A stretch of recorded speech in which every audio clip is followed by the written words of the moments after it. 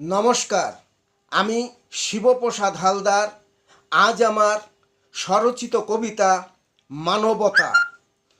বিপদের দিনে কাছে আসায় নিয়েছি বুকে টেনে, শত্রু মিত্র নেই ভেদাভেদ, একতা দিয়েছে এনে। অবুঝ শেষে অমানুষ ছিল যত দম্ভ, সভ্যতা বুঝে মানবতা দেখে হয়েছে হতভম্ব। মানুষের মাঝে কত মানুষই বোঝে না সময় মতো, কেউ আগে কেউ বা পরে, বুঝে হয় অবনত।